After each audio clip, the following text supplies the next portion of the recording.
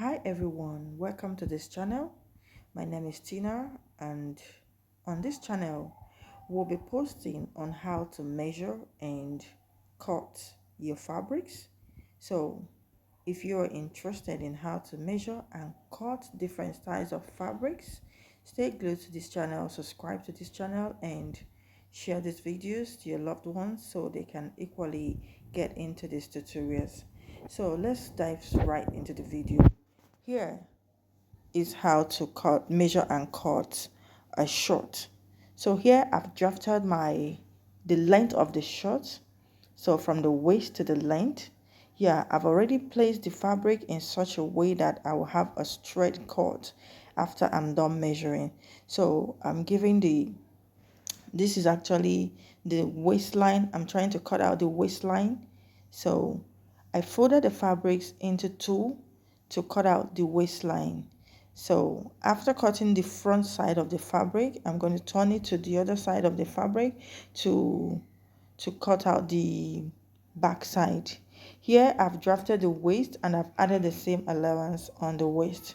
So take note, this particular short is how do they call it, traditional short. It's not an English short that you have a waistband, a waist band with zip and all that. This one is just a short that will have an elastic on the waist. So I've drafted my waist and I've gone down to the length of the short to cut out the measurement there. So here I'm trying to bring it down from the waist down to the length. Yes, I've given it the same allowance. If you were actually going through, you've seen that I've given it the same allowance. So now I'm done with cutting out. I'm done with measuring the front. So I'm drafting the line to give it a straight line so that when I'm cutting, I will have a really straight and clean work. So here I'm done with the front side. Here I'm trying to get the length from the waistline to the flap. Yeah, it may seem small, yes, because it's a child short, so that's why it's small. So I've given the waist to the flap 5. So here I'm trying to get a straight line when I'm cutting so I could have a straight cut. That's why I'm using my ruler. So there is one thing about measuring for beginners. Make sure you use your iron so you can get a really straight line. It is always very important. Meanwhile, if you are a beginner, it's always advisable to use a pattern, after which you can place your pattern on your fabric and then cut out. So here I'm trying to curve the flap. That's the lap. Yes. So I'm done with this measurement right now. So I'm just going to give it a cut.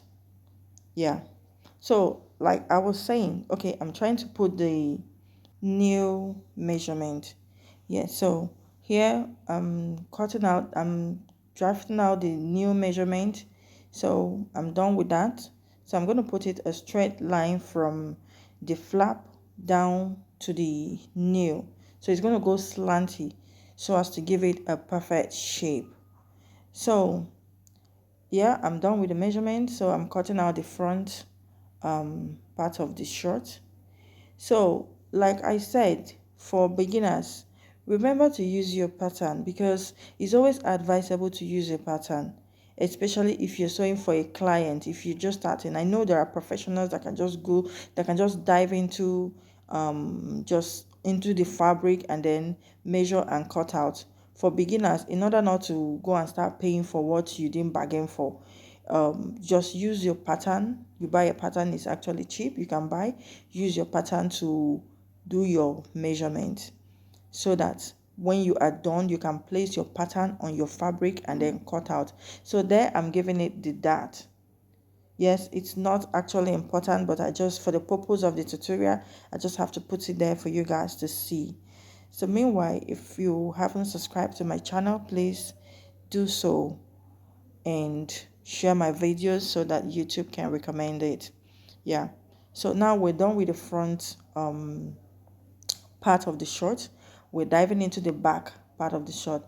Now you should remember that the back part of the short has you have to add your extra seam allowance at the back because of the back side, because the front and back is not always the same. So I've placed my fabric, the front fabric, onto the back one. So I'm adding the extra 2 inches. 2 inches is not a must, but so it, like I said, it all depends on the size of the person you are sewing for. So it will now tell you what to give as your seam allowance for the back measurement. So some persons are big, while some persons are small. So the 2 inches I'm adding there, it depends on the size of my client. So here we're done with the back measurement, and I'm just cutting it through to make sure that everything is very clean. You can see that the back is bigger than the front. Yeah. So we're done with this shot right now. Thank you for watching my video. Remain blessed. Bye bye.